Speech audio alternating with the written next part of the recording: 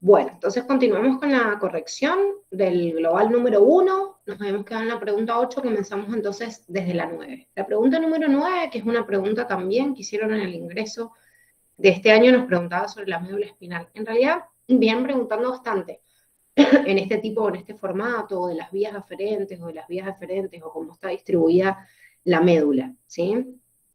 Acá tenemos que marcar la opción correcta de acuerdo a la disposición de la característica estructural o funcional de esta médula espinal.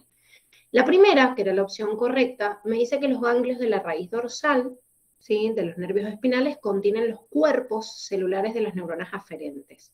Acuérdense que las neuronas aferentes, o sea, las vías aferentes que suben a través de la médula, a diferencia de las motoras, no encontraban su núcleo en el interior del sistema nervioso central, sino que estaban los cuerpos de las neuronas por fuera. Entonces, cuando estoy por fuera del sistema nervioso central es cuando yo le llamaba ganglio, justamente el conjunto de los cuerpos neuronales fuera del sistema nervioso central. Por eso se los llama ganglios de la raíz dorsal y por eso las astas de sustancia gris, sensitivas y motoras que están en la médula no tienen el mismo tamaño. El asta motora es más grande, el asta anterior, porque tiene los cuerpos de las neuronas motoras, en cambio los cuerpos de las neuronas sensitivas no están ahí, sino que las astas sensitivas tienen por ahí los cuerpos de las interneuronas o células de la glía, ¿sí?, pero son más chiquititas. Justamente la B estaba mal porque la descripción que me hace es correcta en esta estructura en el interior de mariposa, pero es la que está formada por sustancia gris y no por sustancia blanca. Y es la que está formada, como estábamos diciendo, por interneuronas y los cuerpos de las neuronas motoras en el caso del asta anterior, pero otra vez es la sustancia gris y no la sustancia blanca.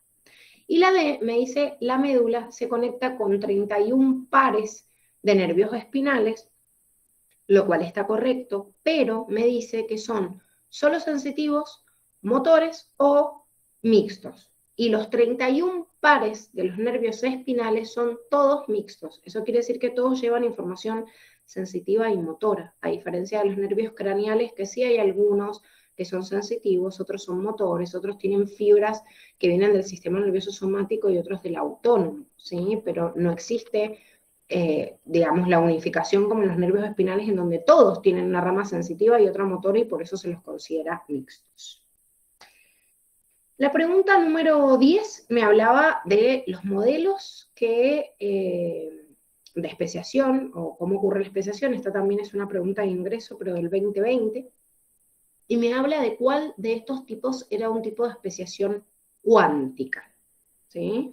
La especiación cuántica es esta que se daba brusca en el tiempo. Entonces habían dos tipos de especiación cuántica, la peripátrica y la de poliploidía. La poliploidía es como distinta a las demás porque no era por separación de una especie en dos, sino que a partir de dos especies o se unifica una nueva o en la mutación de alguna especie la gameta tiene algún proceso de duplicación, ya sea de un cromosoma o todo el juego cromosómico, y me genera una especie nueva. Pero como es brusco en el tiempo, la peripátrica dependía del proceso de deriva genética, o sea, el efecto fundador, el cuello de botella, se impone rápidamente y no depende de la selección natural, que es como más lenta en el tiempo. La única que coincidía con esta descripción era la opción A, porque me describe justamente el proceso de especiación de tipo peripátrica, en la cual se establece de forma gradual, súbita, perdón, y no gradual en el tiempo, y el aislamiento reproductivo es brusco debido a esto, a la deriva genética, ¿sí?, el efecto fundador o el cuello de botella. Los otros tres eran mecanismos que coincidían con la especiación más lenta, que dependía de la selección natural, en el cual el primero me está describiendo una especiación de tipo simpátrica, o sea, la opción B, porque me habla de una división o dos variantes en el mismo territorio, o sea que no hay una barrera geográfica, sino solo una barrera de tipo etológica. En la C me dice que están en territorios contiguos, así que coincide con la especiación de tipo parapátrica, y en la D me está hablando de una barrera geográfica, o sea, una especiación de tipo alopátrica. Pero en cualquiera de las tres depende del proceso de selección natural y es como mucho más lento en el tiempo, más gradual en el tiempo. Esta pregunta crea como un respiro porque la consigna es como bastante cortita, pueden aparecer, no es lo más común, pero esta también es una pregunta del ingreso 2020, o sea que puede aparecerme así una consigna tan cortita, decir, listo, ¿qué es la coevolución? Y chau, y no me hace leer tanto. Lo que tenía que ver era cuál de las descripciones obviamente coincidía con esto.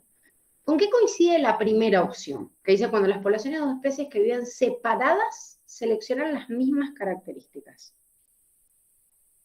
¿De qué es esta definición?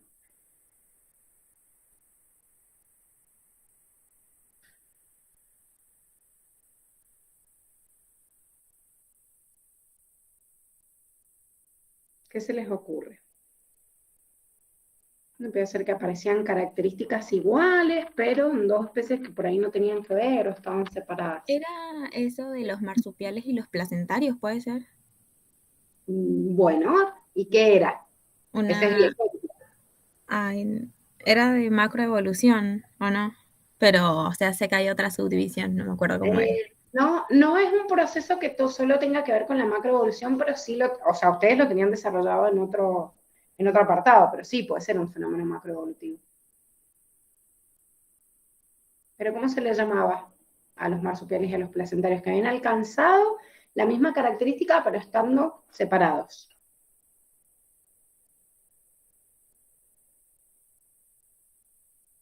¿Ninguno se acuerda? Ay, no, estoy pensando. Paralelismo se llama, ¿sí? Cuando están en situaciones paralelas, pero cada uno tiene su división y por eso puede ser que tengan un ancestro común o no sea tan cercano, por lo menos, el ancestro común. ¿Sí? Que eso es lo que sucede en el paralelismo. En este caso, el ejemplo de los marsupiales y los placentarios sí tienen un ancestro, pues son mamíferos, pero no es tan cercano. Pero llegaron a una característica, en realidad estando separados en el espacio, que eso es lo importante para la definición del paralelismo. La segunda opción me dice cuando los individuos de la misma especie se diferencian tanto en un mismo ambiente que constituyen especies distintas, otra vez me está definiendo de otra manera, porque recién me lo definió, pero con otras, o sea, en base a la barrera, pero también me está hablando de especiación de tipo simpátrica. La C era la correcta porque justamente el proceso de coevolución es cuando yo tengo un fenómeno de mutualismo, que puede ser un mutualismo como obligatorio por ahí, o que perdura en el tiempo, pero lo importante con la coevolución es que las fuerzas evolutivas llevan a que la selección natural moldee a una especie con respecto a la otra para que siga perdurando esta relación mutualista en el tiempo. ¿Sí? Esta fuerza selectiva en su enlace estrecho es lo más importante entre individuos que están coevolucionando. Y la D me habla de las poblaciones de una misma especie sometidas a presiones selectivas diferentes que evolucionan a lo largo del transcurso del tiempo, o sea, es lo que vimos en procesos macroevolutivos como evolución divergente. Se separan como el oso polar y el oso pardo, o como se pueden separar, no sé, al ser sometidos a presiones distintas, como los distintos, no sé, especies de pinzones, a través de una barrera, digo, pero se desarrollaron, o sea, a través de una barrera o no, pero lo importante es que evolucionaron separados porque divergieron, o sea, se separaron, ¿sí? Se separaron de un espacio o el otro. En la 2 se dice, después de la publicación del origen de las especies, se empezaron a analizar las similitudes entre los organismos de acuerdo a una perspectiva, ¿sí?, biológica y de acuerdo justamente a ese ancestro común. Entonces, ahí se empezaron a diferenciar desde Darwin las homologías de las analogías, aquellas características que decían, esto me sirve para distinguir a una especie de otra, y esto me puede perder, porque digo, yo de repente veo una ballena, veo un delfín muy parecido a un pez, y digo, ¿qué onda? O sea, ¿derivaron de estos? ¿No derivaron? O sea, las homologías y las analogías me sirven para decir, yo agarro la homología y si estoy buscando un ancestro común me sirven las homologías y tengo que reconocer las analogías para descartarlas.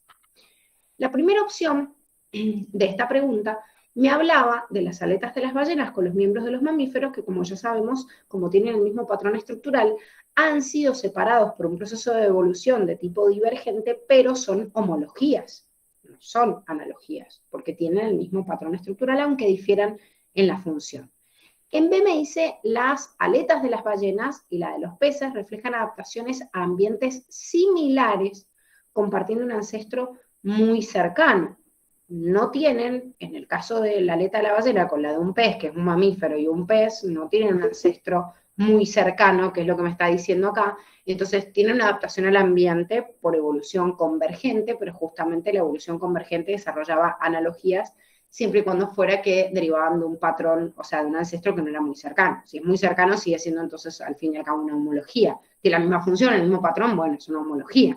No me genera ni siquiera discusión. El problema es cuando yo lo veo igual, pero después cuando rastreo su historia evolutiva, veo que el ancestro no es muy cercano y que han sido solo moldeados por las presiones evolutivas del lugar que han sido parecidas. En el caso del C, me dice, las alas del murciélago son parecidas estructuralmente a las de las aves. Depende. No son parecidas estructuralmente porque no es un ala de un ave, pero sí es verdad que tienen un ancestro no tan cercano, pero es un ancestro que son los tetrápodos, que tienen una estructura anatómica similar. Sin embargo, me dice que los murciélagos son clasificados dentro de las aves y ahí esto es lo que sí o sí no hay duda de que es un error, porque siempre depende en dónde yo me pare para comparar una homología o una analogía. O sea, seguro un murciélago se parece más en su miembro anterior a un caballo que al ala de un ave. Sin embargo, el ave y el murciélago son tetrápodos, o sea, son vertebrados también, pero no son clasificados dentro de las aves porque justamente sigue siendo, aunque sirvan para volar, por una cuestión de que la presión ambiental fue la misma por ahí que la de las aves, aunque sirva para volar, igual su patrón estructural se va a parecer más al mamífero que al ave. Entonces clasificado como un mamífero, de acuerdo al cladismo.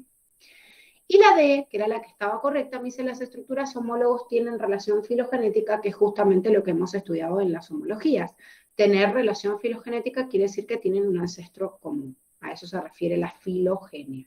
Entonces, a repasar la descripción de qué es una homología, qué es una analogía y cómo dividía cada una de estas analogías o homoplasias para no confundirnos, porque cualquiera de estos patrones pueden ser tomados como algunas características que desde el cladismo yo trato de descartar para decir, no, no voy a incluir características que son homoplasias, ¿sí? Sino solo voy a rescatar el ancestro universal, común, y de ahí a todos los derivados que yo pueda desde ese ancestro patrón en común, que es la escuela cladista, o sea, depende. Si me preguntan por otras escuelas, como la escuela evolucionista, bueno, ya tomo en cuenta otros fenómenos, pero si no, yo tengo que tomar en cuenta desde el cladismo solo las homologías. La pregunta número 13 me habla de la fiebre como un mecanismo inmunitario, que ya sabemos que es un mecanismo de defensa del organismo, que se activa desde el termostato para protegerlo, y bajo ningún punto de vista me está hablando de un mal funcionamiento, que es lo que me dice la opción A. O sea, el termostato hipotalámico se puede modificar para favorecer la supervivencia de las células propias, pero no los agentes externos o agentes patógenos. Así que no solo está mal eso, sino que encima me habla de la presencia de pirógenos endógenos producidas por sustancias microbianas. Acuérdense que los pirógenos endógenos eran producidos por células del sistema inmunitario, ya que lo que viene de afuera, por eso se lo llama exógeno.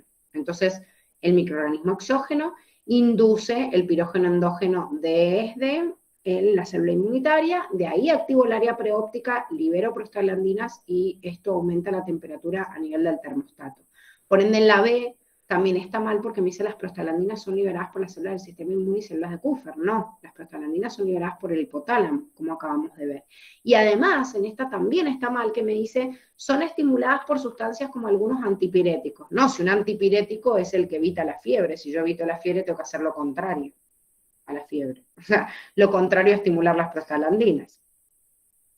La C sí estaba bien porque me habla que el reajuste de la temperatura se inicia por la presencia de pirógenos endógenos. Puedo pararme desde ahí o no, pero me está hablando que el pirógeno endógeno es producido por células del sistema inmune y actúa sobre el área preóptica, lo cual está bien. Me podría haber dicho que el pirógeno exógeno activa el pirógeno endógeno, lo que fuera, pero está dentro de la vía de formación, digamos, o de modificación del termostato para producir la fiebre. Y en la D lo que estaba mal era el límite térmico, porque el shock térmico se produce a los 42 grados y no a los 40 grados, ¿sí? Son peligrosos justamente porque pueden inducir convulsiones y puede generar obviamente un mecanismo anómalo, si bien es un mecanismo de defensa, puede generar como un trastorno, por eso yo ahí implemento, es más, ya desde los 40 grados yo empiezo a implementar otras medidas, además de una sustancia antipirética, así como enfrío la piel, una ducha de agua tibia, casi fría, digamos, para tratar de regularlo, los pañitos, agua fría, o sea, todos los mecanismos físicos también para bajarlo, pero el límite de shock térmico no es 40 grados, sino 42. 14. El dominio bacteria está formado por procariotas. Me dice, con respecto a este, marque la verdadera. ¿Qué estaba mal de la primera opción?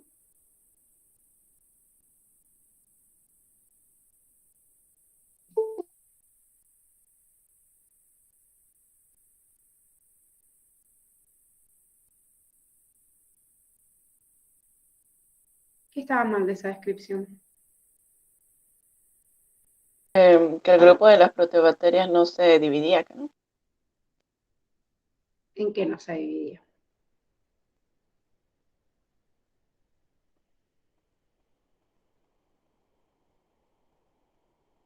En el Helicobacter pylori. No, el Helicobacter pylori sí está. Acuérdense que Proteobacterias era el primer grupo y era el más grande, ¿sí? Incluye Helicobacter pylori, incluye Escherichia coli, incluye a Desulfovibrio, que también se los nombra, también a Rhizobio, los nitrosomas, que no me los nombran, pero la pregunta me nombra a Navaena. Navaena no está dentro del grupo de las proteobacterias. Todos los otros representantes sí son parte de las proteobacterias. Este cuadrito es muy importante, chicos, y los ejemplos de cada uno se los tienen que saber, ¿sí? De cada uno de los 12 linajes, sobre todo los que les hemos marcado como principales. La B me dice que dentro de las actinobacterias está Mycobacterium tuberculosis, lo cual está perfecto. Es el ejemplo que tienen de actinobacterias. Pero me dice la consigna que Mycobacterium es anaeróbico. Acuérdense que Mycobacterium tuberculosis produce tuberculosis. La tuberculosis es una falencia dentro del pulmón y un daño alveolar. Obviamente van a ser aerobios. Si serían anaerobios, imagínense que no podrían estar en el pulmón si es donde se hace el intercambio gaseoso. O sea, lógicamente llega oxígeno, ¿sí? Si no se acordaban de la descripción, pero no puedo producir un daño en el pulmón y ser anaerobio. Así que esta era incorrecta por esto. En C me dice que Escherichia coli es una bacteria que está en la flora intestinal, de mamíferos y en otros, o sea, y en los alimentos, que está perfecto. Me dice que tiene forma de coco. Si ustedes se acuerdan, Escherichia coli, desde que la venimos viendo, es justamente una bacteria que la venimos dibujando desde la unidad de bacteria, ni siquiera nada más de Reino Monera, y es este diplobacilo bastante característico. Puedo llamarle coco bacilo, pero nunca coco, o sea, no tiene forma redondeada, ¿sí? O sea, que lo que está mal acá es la forma de la bacteria.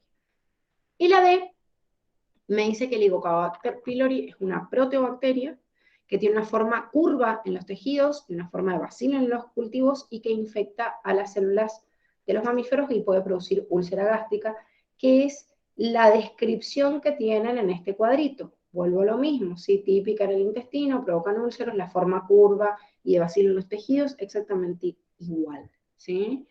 Esta también, ya les confirmo, me parece que estuvo en el 2019. Espera,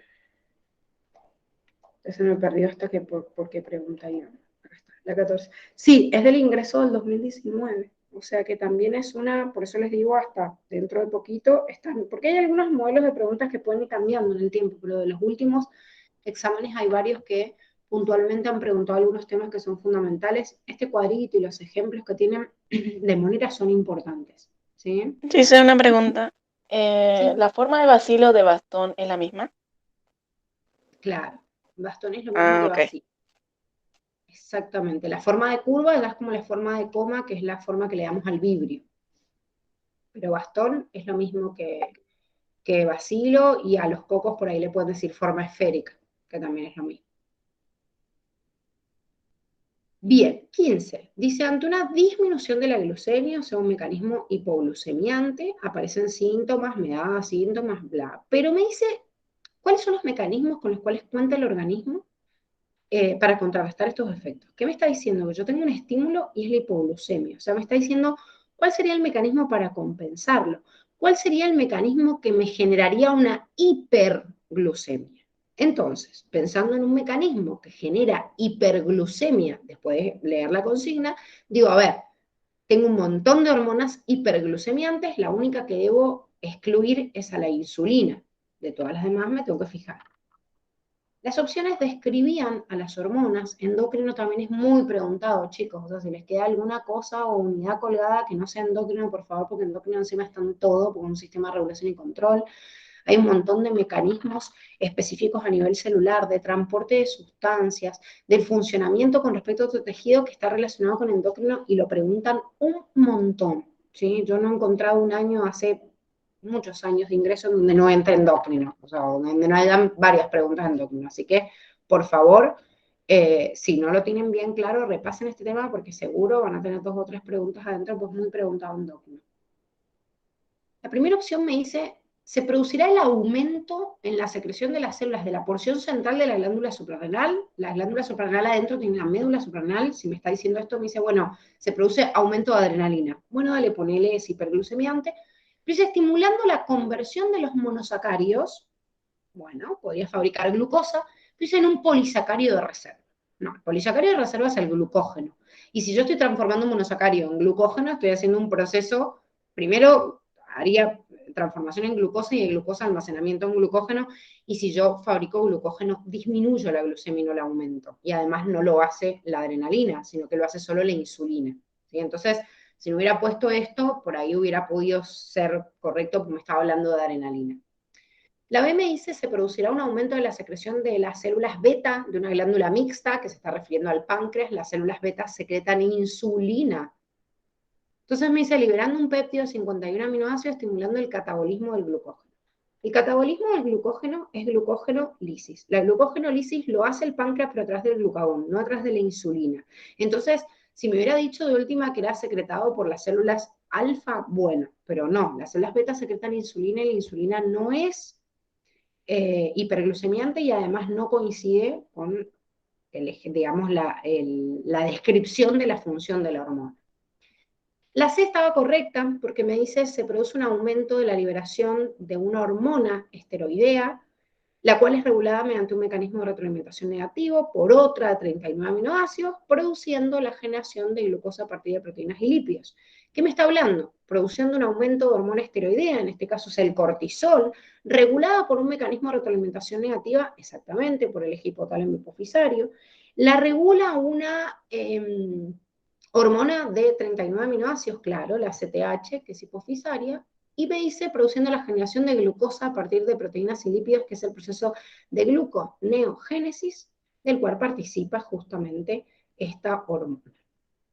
Y la D es incorrecta porque me dice, se produce un aumento en la secreción de las células alfa de una glándula mixta, liberando una hormona proteica de 29 aminoácidos. Bueno, hasta ahora vamos al glucagón, pero dice, inhibiendo la degradación metabólica del glucógeno. Si yo inhibo la degradación metabólica del glucógeno, estoy evitando que el glucógeno se degrade y se libere a la circulación. Y no es lo que hace el glucagón, hace todo lo contrario porque es hiperglucemiante, degrada el glucógeno, no inhibe la degradación, ¿sí? Así que esta también era incorrecta por el funcionamiento del glucagón, que es lo que me estaría describiendo. El punto 16 era un problema de genética, este fue evaluado este año en el ingreso, o sea que si alguno rindió ahora en el 2021 quizás le sonaba. Lo que pasa es que, claro, la mayoría de la gente no se pone a resolver los problemas genéticos y me llevan bastante tiempo, pero la verdad es que no era para nada difícil. ¿Alguno alcanzó a resolverlo en el examen?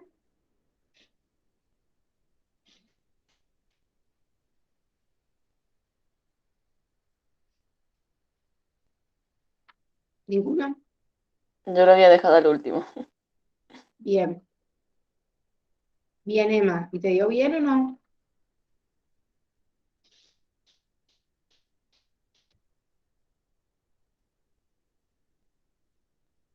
¿Sí? Bien. No era difícil este problema, es un problema de una cruzadibria donde hay una sola excepción en un par de alelos que son codominantes, pero encima me lo dice la consigna. O sea que era un problema bastante sencillo. Bueno, el lema tiene tendencia a la facilidad de mecanismos resolutivos, ¿o no? A vos te costaba menos física y química que biología.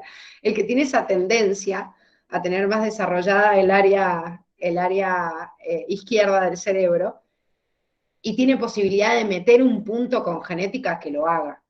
la recomendación general que yo doy de acuerdo a la estadística es decirles, bueno, chicos, déjenlo para lo último, pero eso cada uno se conoce. O sea, a mí siempre me encantó genética y yo en el examen de ingreso rendí primero los ejercicios que me iban a llevar más tiempo y dije, me los saco primero de encima, pero porque sabía que tenía chance de meterlos. Depende mucho de cada uno. Lo que sí yo les pido es que si genética es como que uno lo practica durante el año y después cuando llegan los globales siempre lo dejan para el final, no hacen las cruzas. Y después de repente quizás en el examen de ingreso me ponen un ejemplo de genética que es muy choto y me llega a sobrar el tiempo y no practiqué nada y es una mierda. Entonces, en el genético, en los exámenes cuando vean un ejercicio genético y digan, bueno, me cueste, déjenlo colgados. Pero cuando terminen el tiempo de examen y ya lo entregaron, traten igual de hacerlo. Les hemos puesto problemitas así en los globales para que refresquen un poquito la memoria en algunos conceptos. Primero, porque no siempre son ejercicios, en genética también les pueden hacer preguntas teóricas, las cuales son fáciles de resolver. Uno dice, tengo que hacer una cruza, y en realidad no, solo lo tenían que pensar. Entonces repasen eso, porque también es una chance más. Y si no les entra en el tiempo de examen, bueno, no pierdan rendir 5 por eso, pero tómense el tiempo después. Entonces, con este pequeño repaso que hagamos en los globales, por ahí tienen la chance también de meter una pregunta más, ¿sí?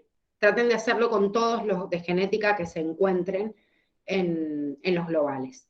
En este caso, la cruza me presentaba la presencia de dos genes, un gen que hablaba de la coloración del pelaje de la vaca y el toro. Me hablaba de una codominancia, así que al hablarme de la codominancia no había ningún secreto, lo hemos representado acá con letras distintas, porque en la codominancia, en el fenómeno de herencia influida por el sexo, o en el fenómeno de dominancia incompleta, por ahí como justamente no hay quien domina, no sabemos quién domina, por ahí es mejor ponerlo con dos letras distintas, pero depende de ustedes cómo la dan a expresar, no importa, porque las opciones no estaban puestas con siglas.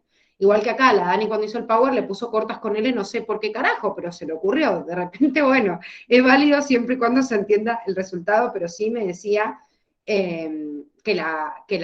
digamos, el alelo corto era dominante. Entonces, homocigota o heterocigota sería corto. Entonces, la cruza me planteaba un toro, que era heterocigota para ambas características, y la vaca que tenía pelaje blanco, en la cual no me decía el genotipo, pero es obvio que son 2B.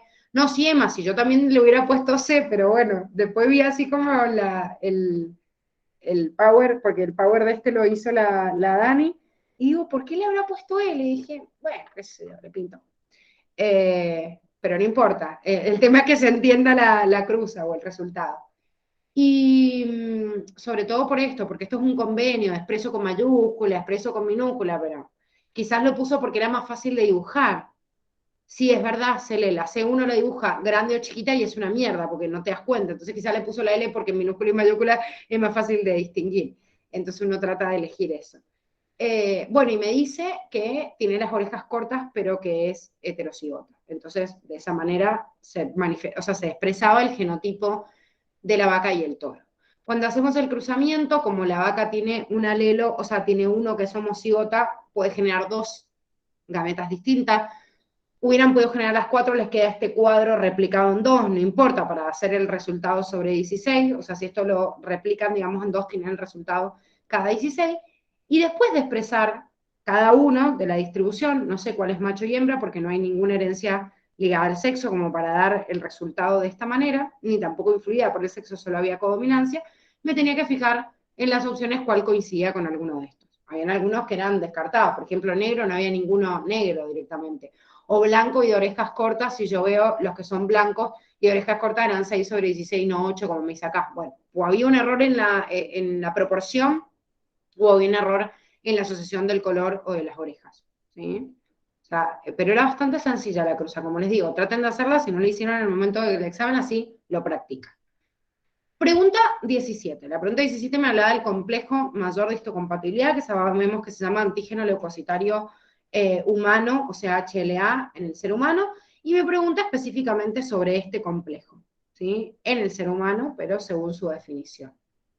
La opción A estaba incorrecta, porque si bien, a ver, hay 3 tipos de complejo mayor de histocompatibilidad, pero la verdad es que nosotros de Inmune especificamos 2, podía ser que esto no lo tomaran como un error y diga, bueno, pero hay 2 principales, pero sí tenía un error bastante puntual, que era la ubicación del complejo mayor de histocompatibilidad, que está en el cromosoma 6 y no en el cromosoma 16, ¿sí?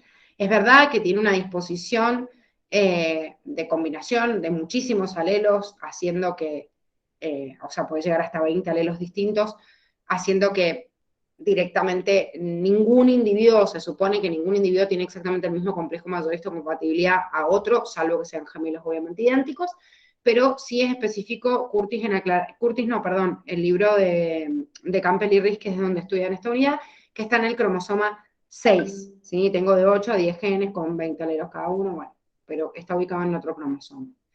En la opción B, que era la que estaba bien, me hablaba que era un conjunto de proteínas, lo cual está perfecto, presentes en la superficie celular, y participan en la presentación de los antígenos a los linfocitos T, que son los linfocitos que reconocen justamente este complejo mayor de histocompatibilidad.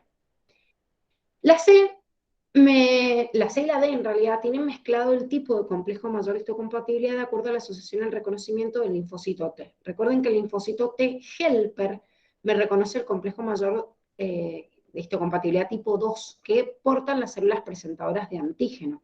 CPA o un linfocito o un macrófago, o sea, que yo poseo una célula del sistema inmune y le pido al linfocito helper ayuda, por eso se llama helper o colaborador. Entonces ayuda para expandirla la señal, pero no media en la célula propia ni en nadie, sino que solo comunica a la célula del sistema inmune. Por eso reconoce el helper al complejo mayor tipo 2. En cambio, el linfocito T citotóxico reconoce el complejo mayor de histocompatibilidad tipo 1, que lo tiene la CPA y también lo tiene cualquier otra célula nucleada del organismo. ¿Cuáles eran las excepciones? Las neuronas, las células del sincitio trofoblasto y obviamente las células que no son nucleadas, tipo un glóbulo rojo, no tiene complejo mayor de histocompatibilidad, una plaqueta menos, porque ni siquiera es una célula, sino un fragmento celular. Pero todas las células nucleadas, a excepción del sincitio trofoblasto y para no rechazar al bebé, y las neuronas para no matar justamente a células del sistema nervioso, por eso justamente no se ataca en realidad un tumor y el tumor cerebral generalmente va creciendo o se va, y si se encapsula se puede sacar y si no, bueno, hasta que siga creciendo porque el sistema inmunitario no lo reconoce, o sea, no lo ataca, justamente para no dañar a las células alrededor que no se pueden reproducir. Claro, Emma, está al revés esto. Si yo acá pongo complejo 2 y acá pongo 1, estarían correctos. Eso es lo que está invertido de la C y la D. ¿Se entiende? No, de nada. Bueno, pregunta 18. Acá me habla de cuando yo tengo una cantidad de recursos limitados en una comunidad, se genera lo que nosotros conocemos como competencia, y hemos visto en relaciones en la población, en la comunidad, que la competencia se puede dar entre individuos de la misma especie y entre individuos de distinta especie, o sea, competencia intra e interespecífica. Entonces acá me está hablando de efectos probables de esta competencia, ya sea de un tipo o el otro. ¿Sí? Me voy a tener que fijar obviamente en las opciones. La primera me dice que la competencia interespecífica, o sea, entre individuos de distinta especie, me determina el nicho ecológico fundamental, ¿sí? De las especies involucradas. El nicho ecológico fundamental era fundamental, está definido por los genes, era el nicho teórico, pero que está inscrito en los genes y en donde no me importa la relación con los demás, porque por eso es teórico. La competencia interespecífica, de acuerdo al lugar en donde está específicamente esa especie, es lo que condiciona el nicho ecológico real, no al fundamental. Porque el real es el que realmente existe después de que yo resté toda la superposición de nichos que se puede producir por otras especies que compiten en el mismo lugar. Entonces, siempre el nicho real es más chiquitito que el ecológico debido a esto. ¿Sí? O sea, que acá si cambiamos real, podríamos hacerla verdadera.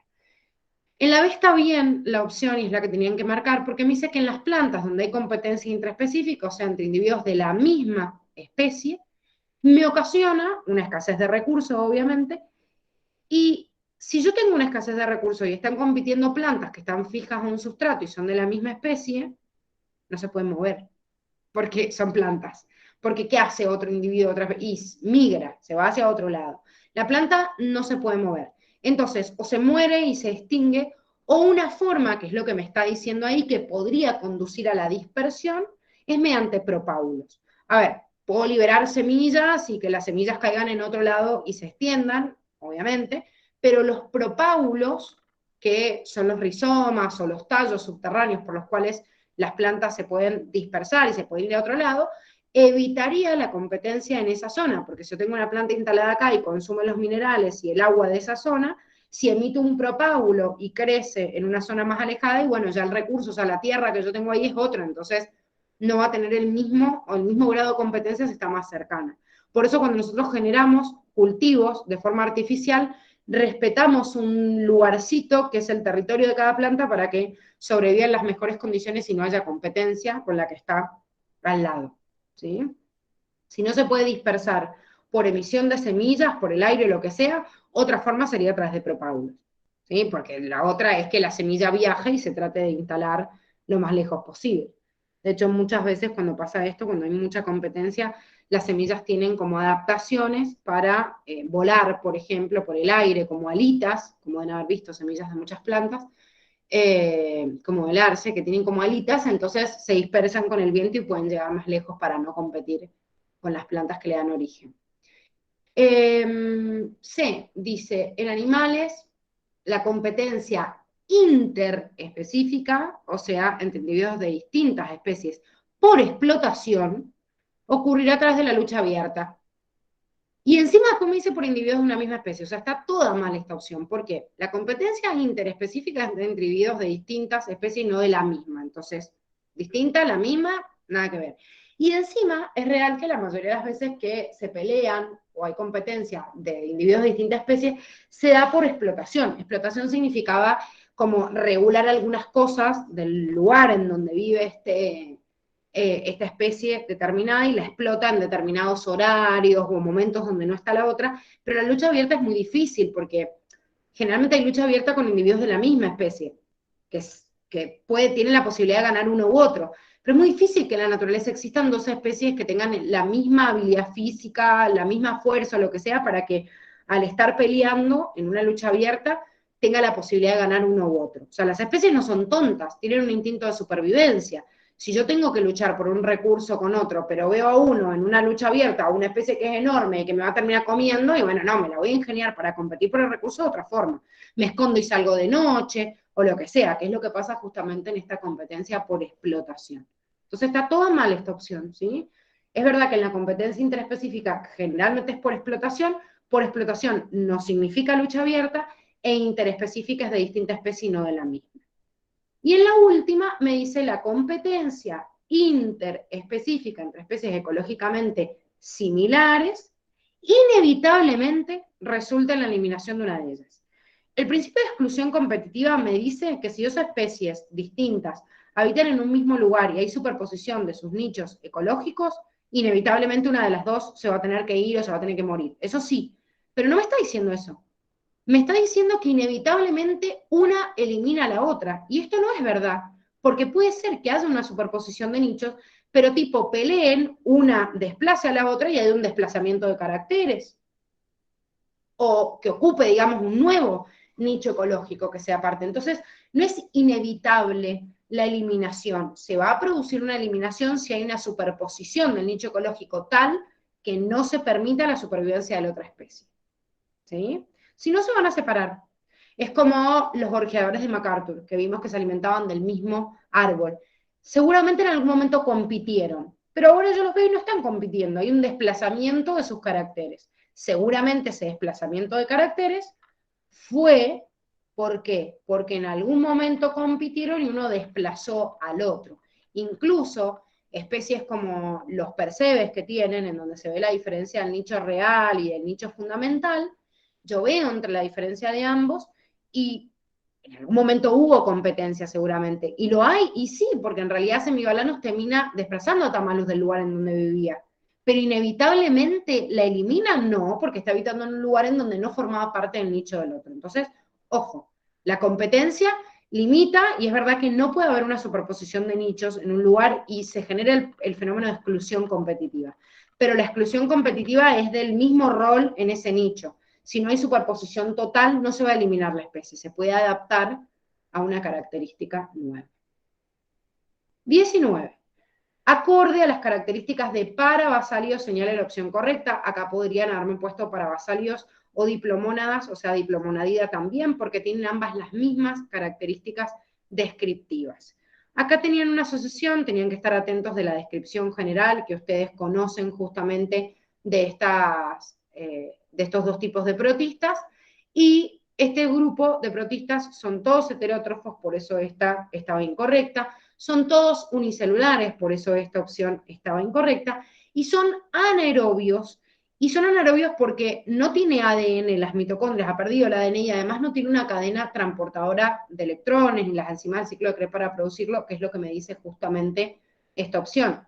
Acá me dice con ADN y me dice con enzima del ciclo de Krebs, con lo cual no respondería a por qué en este caso son anaeróbicos. Tienen reproducción asexual, que esto lo dicen todas las opciones, tienen 1 o 2 núcleos, que salvo esta, las otras también lo decían, o sea, tenían algún detallito en la descripción que estaba mal. Básicamente tiene que saber la descripción mínima de cada uno de los organismos, no solo chicos de parabasálidos y diplomonadas. Todas las descripciones que son bastante concisas de los grupos de organismos, porque esto se extrae literal del cuadernillo de la FACU, o sea que si se los pregunta así, ni siquiera es del libro de Curtis, como ya saben, esto lo evalúan del libro de Campbell y Rees. Así que la descripción que sale ahí, literal, puede estar o incluida en una opción así o en otra distinta, pero que aparezca. Esta,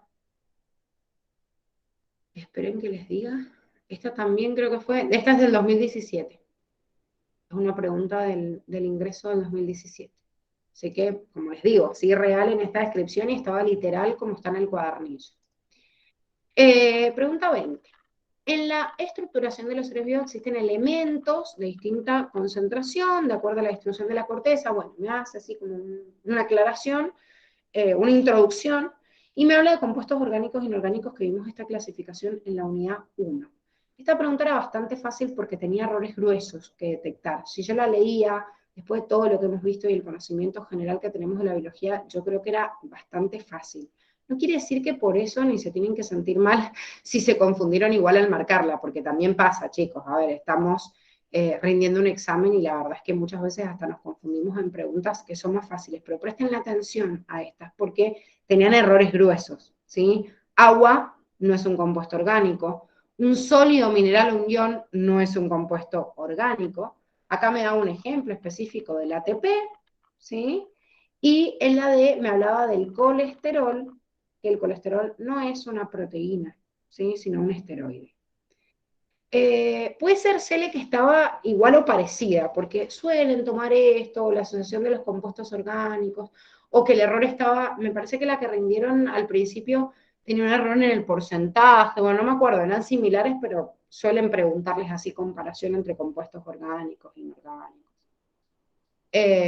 Ya llegó un momento cuando rinden allá el examen que ya no saben si lo leyeron en un global de acá o en el año pasado o lo que sea. Bueno, la idea es que por lo menos les suenen las preguntas y eso es lo importante.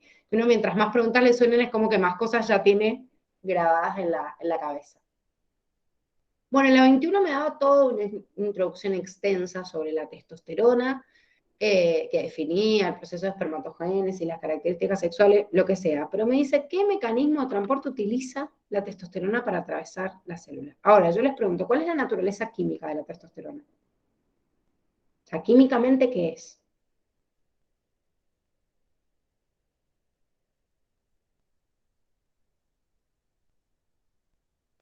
Una proteína, pero no, ¿no? No, no es una proteína.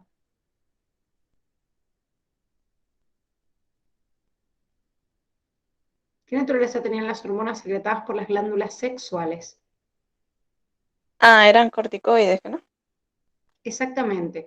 Se tienen que acordar dos ejemplos de corticoides, chicos. Las hormonas de la glándula suprarrenal, de la corteza suprarrenal, y las hormonas sexuales, testosterona, estrógenos, progesterona, son todos esteroides. Dos ejemplos también se tienen que acordar de hormonas derivadas de aminoácidos, catecolaminas de la médula suprarrenal y las hormonas tiroideas. De acuerdo, todas las otras son proteicas o peptídicas. De acuerdo a esto, ingresan a la célula por distintos mecanismos y activan mecanismos distintos. Si yo tengo una hormona que tiene naturaleza esteroide, ¿cómo va a entrar a la célula? Por difusión, porque es esteroide, como el colesterol, también entra por difusión. Entonces, ¿dónde está el receptor de esa hormona para ejecutar una función en la célula? Adentro. ¿Sí? Está en el citoplasma de la célula. se une en ese punto y puede llevar a cabo su respuesta. En cambio, las hormonas que eran derivados de aminoácidos y que eran proteínas, tenían un receptor en la membrana y no podían pasar, inducían a través de un canal de un segundo mensajero la señal. ¿Cuál era la única excepción de esto? Las hormonas tiroideas, que eran derivados de aminoácidos, pero la unión con el yodo de alguna forma estabiliza su carga, entonces justamente al tener, digamos, al neutralizarse puede pasar por la célula y generar una respuesta en el interior. Entonces era el único que encontraba un receptor en el interior.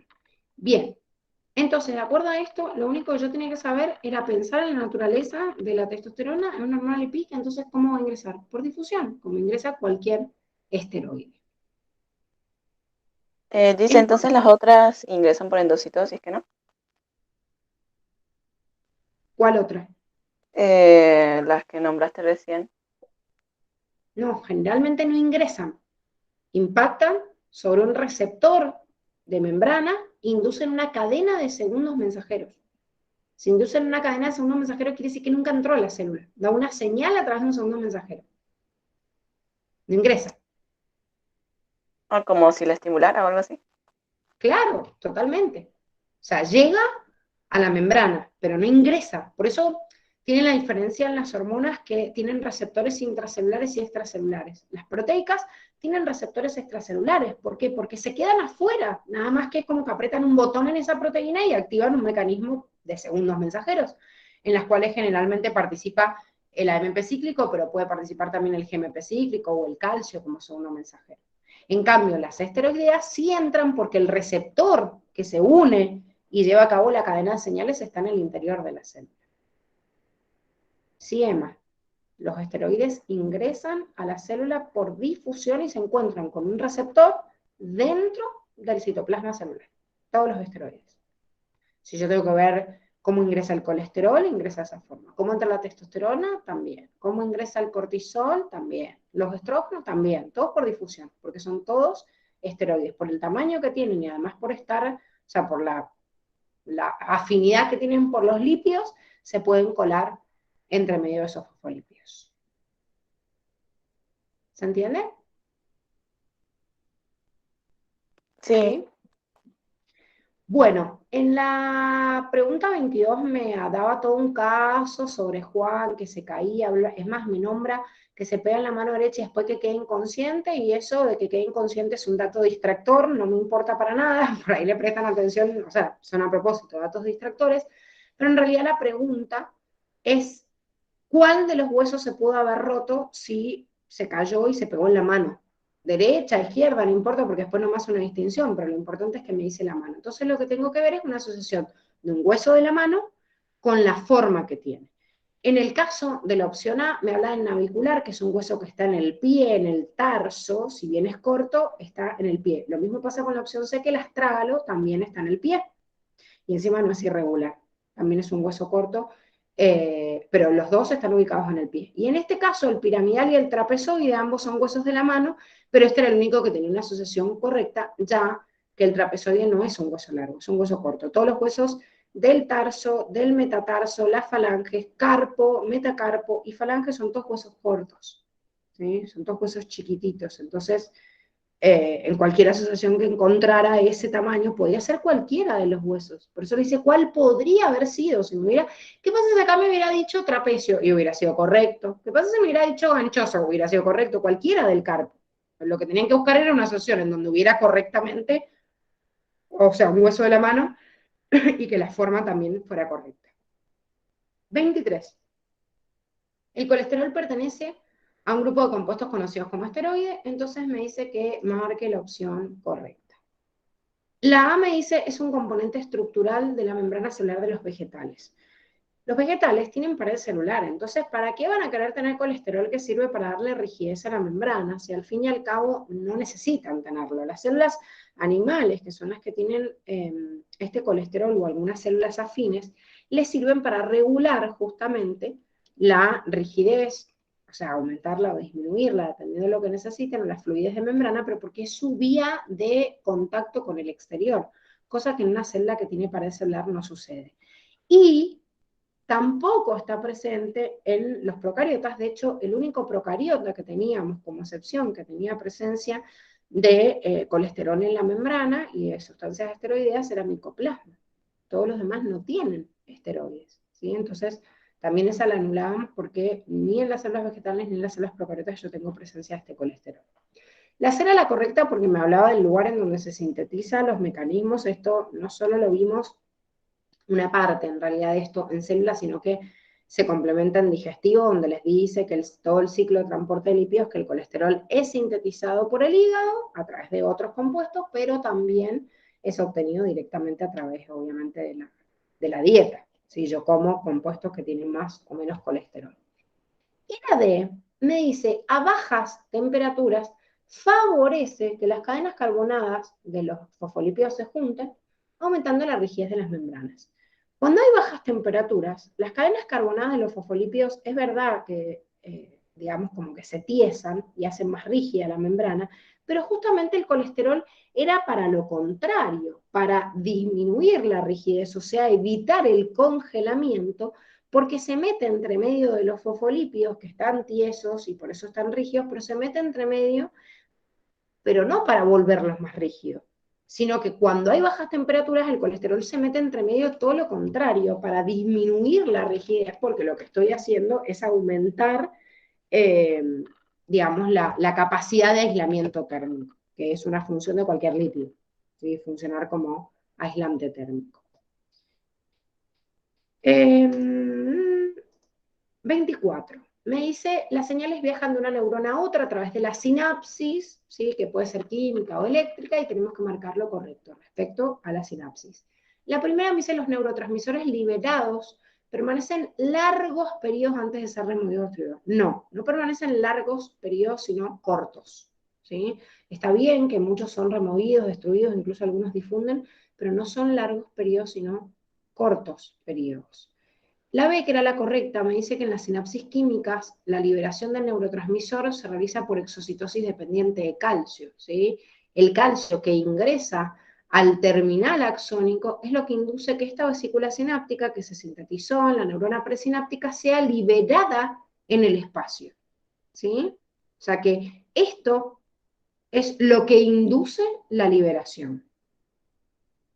¡Ah, qué buena, Cele! Bueno, eso está bueno, que uno puede haber refrescado preguntas para ir afianzándolo en el global. Si ya lo metiste en el taller, en esto, bueno, son cosas que van quedando grabadas que si van a aparecer en el examen final se les van a ir quedando y no se van a borrar. Bueno, acá tienen los mecanismos, se los muestro porque justamente hablamos de esto, pero acuérdense que sí es verdad que el neurotransmisor puede ser, o digamos, generar la respuesta, ser degradado, difundir o recaptarse, pero todo esto siempre pasa en un corto tiempo, se libera y rápidamente lo voy a sacar, ¿sí? Bueno, Emma, lo importante es eso, pero ¿en qué te confundiste? O sea, ¿cuál marcaste?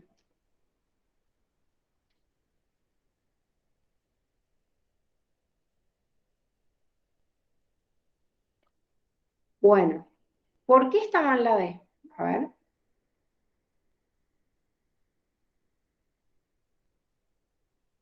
No, lema, cualquiera, digo, ¿por qué está mal la D?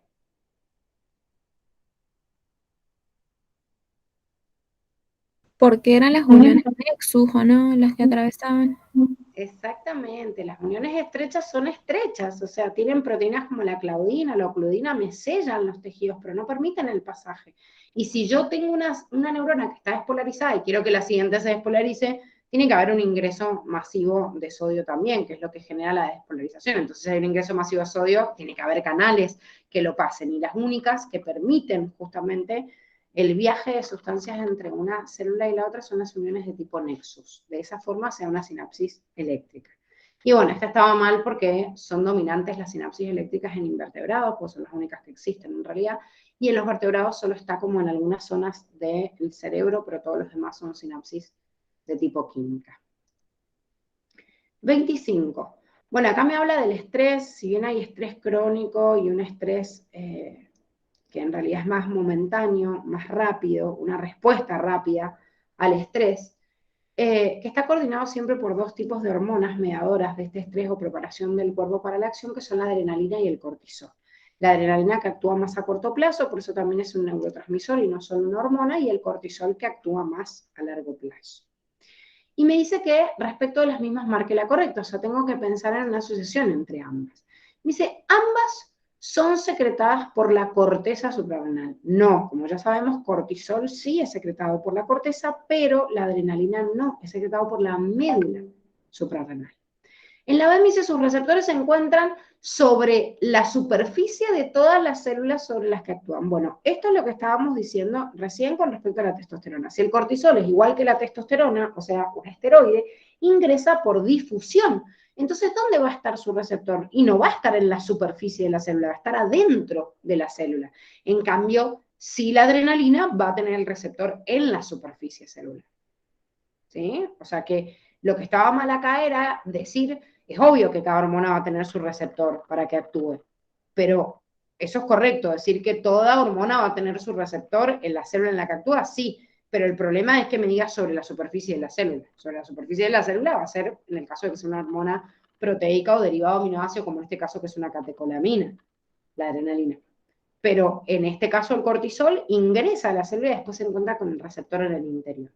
Después la semice, su secreción es estimulada por la adrenocorticotrofina. Esto es verdad en el caso del cortisol, pero no de la adrenalina, porque la adrenalina es un neurotransmisor, digamos, además de ser una hormona, y viene de un ganglio simpático modificado, que es la parte interna de la corteza suprarrenal. Entonces, esta médula suprarrenal recibe la señal y el control del sistema nervioso autónomo y no del eje hipotálamo hipofisario, que es el sistema simpático el que estimula la liberación de adrenalina a la sangre.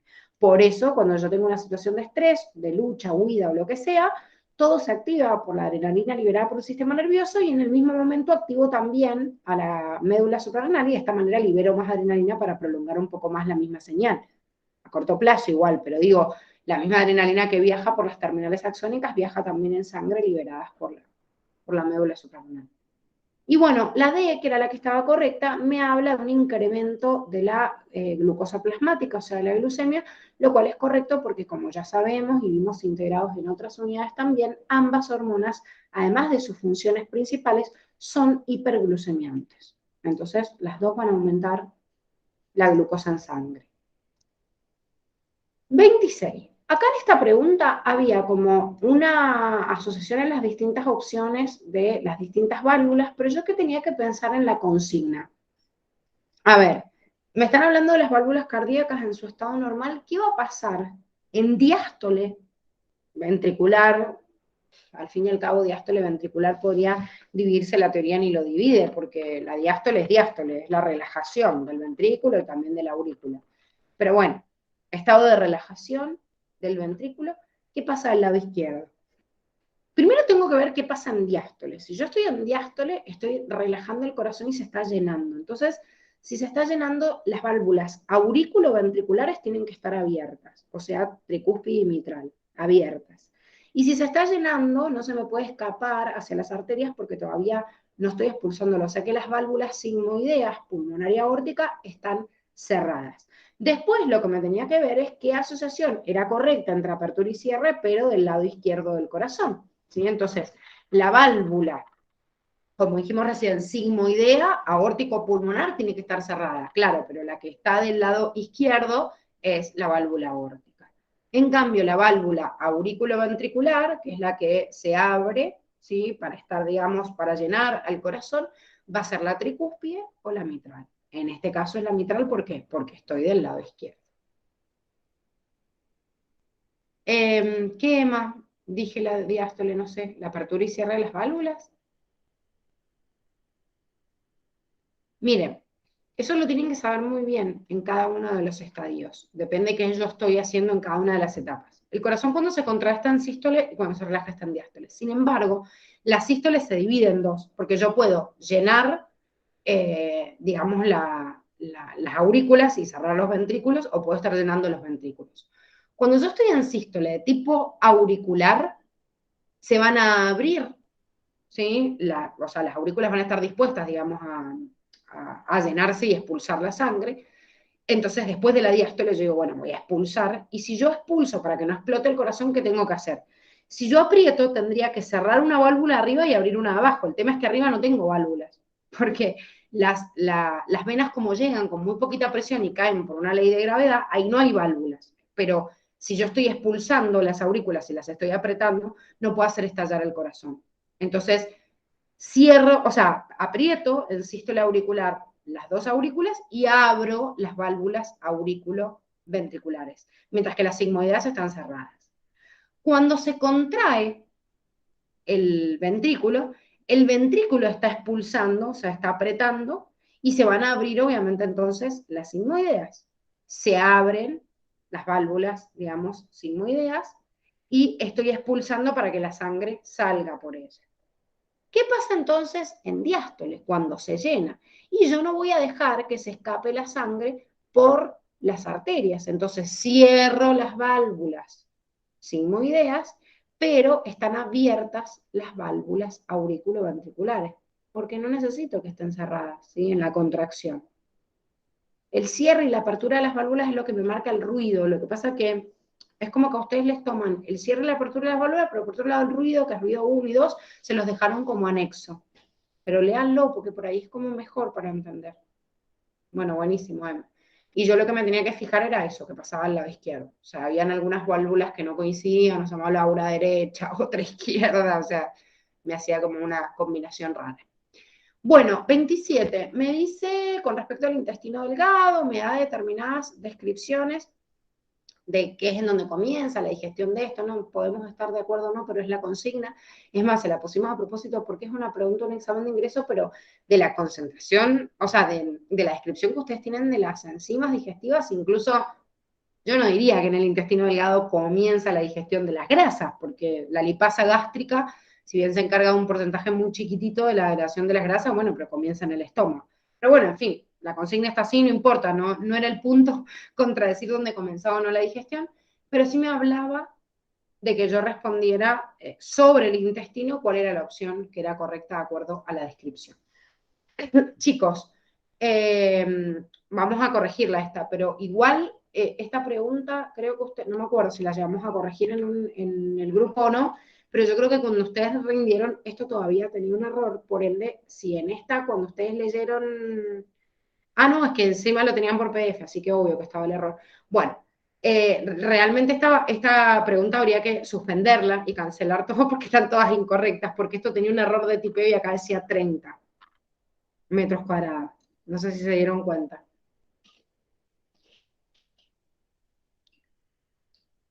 Si se dieron cuenta, en realidad los felicito, porque yo armé el examen, tenía el error de tipeo, se lo pasé a las profes, lo revisaron 3 profesores y nadie se dio cuenta.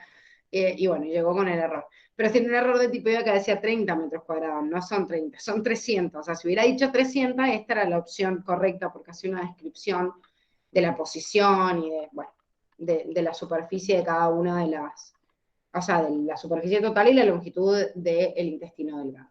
Pero ¿por qué estaban mal las otras?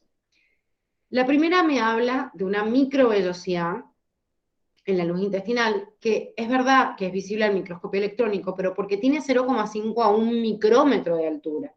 Si no, es ilógico decir que es detectable el microscopio electrónico y tiene de longitud 1 milímetro, chicos. Una regla, si yo parto 1 centímetro en 10 es 1 milímetro, es visible hasta con el ojo humano.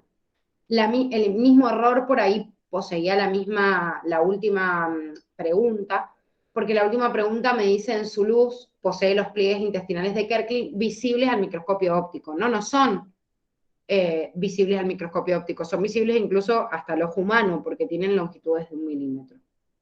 Claro, sí, Cele, era gigante esa microvellosidad. Era justamente más o menos el tamaño en milímetros que tienen los pliegues de Kerkling. No las microvellosidades.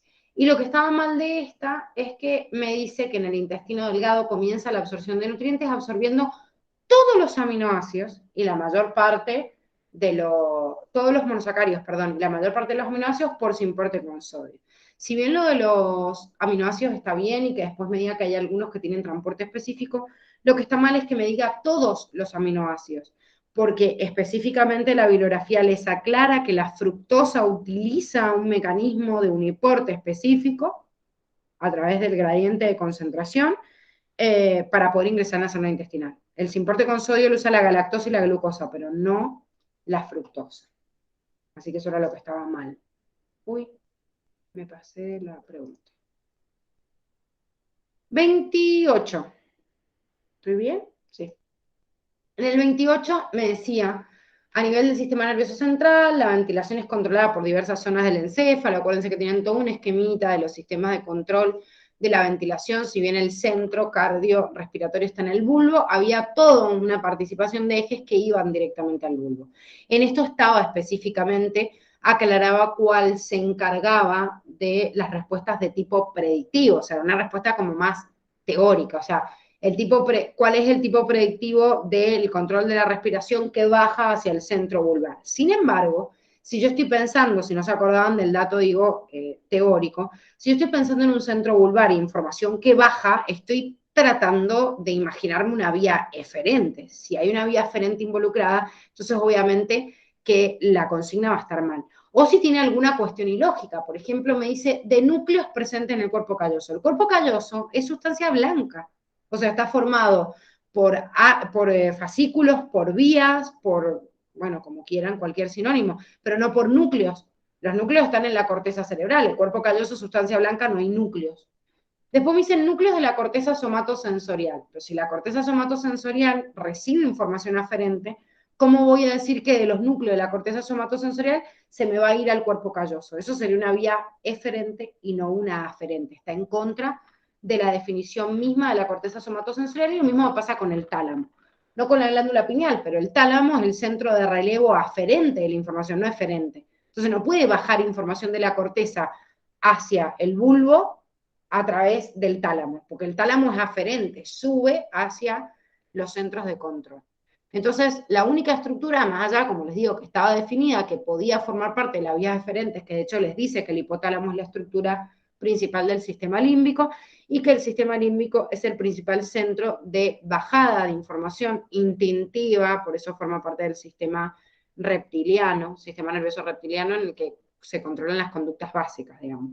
En nosotros la complejidad por ahí, el movimiento de la conducta básica, tipo, tengo hambre, tengo sed, bueno, la conducta de desplazamiento de un animal para beber agua, o de nosotros para agarrar una botella, no sé, de la heladera y tomarla, lo mismo, baja a través de ella. Entonces, hay vías descendentes. Con respecto al control de la ventilación que va a recibir el bulbo, también va a ser una vía, o sea, puede ser una vía aferente desde cualquier zona de la corteza de donde desciende, que podría ser el hipotálamo del sistema límbico, también recibe conexiones desde la corteza cerebral, como les dice, esto creo que está en la unidad de respiración, cuando tienen el control de la ventilación.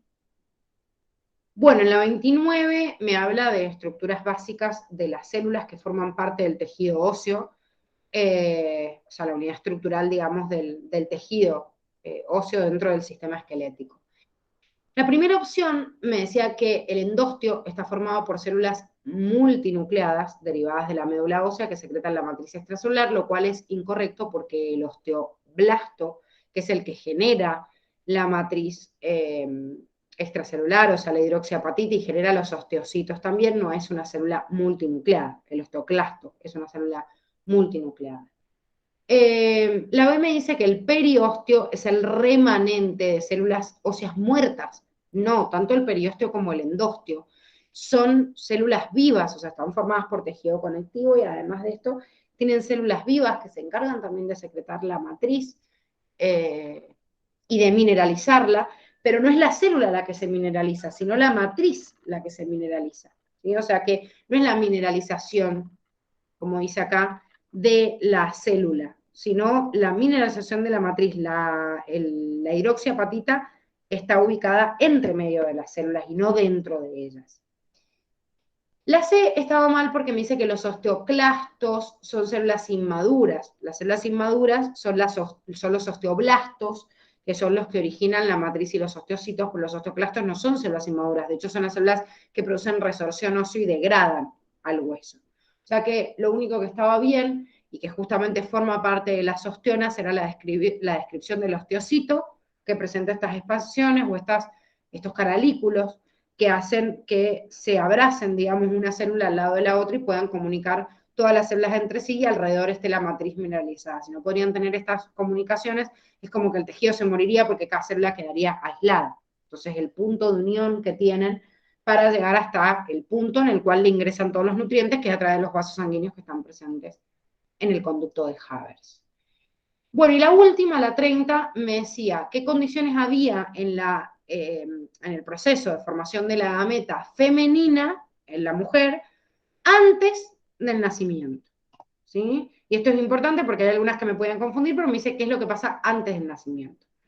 La primera opción tiene dos errores. Primero, me dice hacia el séptimo mes de vida intrauterina, el ovocito primario completa la división y primero, al séptimo mes no pasa nada distinto al tercero, sino que el ovocito primario detiene su división en el tercer mes de vida intrauterina y no en el séptimo, pero además me dice completa la primera división y no completa, completa el Crouzin over y detiene la primera división en el proceso de profase 1. La B estaba bien porque me decía que el ovocito contenido en el folículo primordial, que es el que tiene la capa celular plana, queda detenido en profase 1 y eso es lo que sucede antes del nacimiento. En la C me decía el ovocito secundario está rodeado por células foliculares planas. No, porque es un ovocito secundario, no tiene células foliculares planas, sino que ya son cúbicas, y cuando llega al folículo de De Graaf ya encima es estratificado. Aparte de eso, detiene su división en metafase, pero tiene que ser en metafase 2, no me lo aclara, y encima de eso, que es lo más mal de todo, es que me está hablando de un ovocito secundario y eso no pasa antes del nacimiento, que era lo que me decía la consigna. Entonces le digo, importante leer la consigna, pues yo leo esto y por ahí me puedo confundir de uno y digo, el ovocito secundario quedaba en la metafase. Sí, claro, pero esto no pasa antes del nacimiento, pasa a partir de la ovulación. Y en la D dice, cada oogonio sufre la primera división meiótica para originar células haploide que detienen su crecimiento hasta la maduración sexual. El oogonio no sufre una división meiótica. El oogonio, oogonia, oogonia, oogonio, con todos los sinónimos, es la célula germinal que antes del tercer mes de vida intrauterina se dividió por mitosis y se diferenció en ovocito primario. El ovocito primario es el que entra en división meiótica y después queda detenido. ¿Sí? Bueno, ¿alguna duda?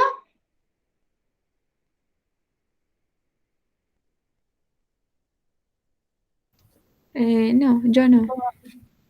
Bueno, muchachos, recuerden que mañana tienen el segundo global.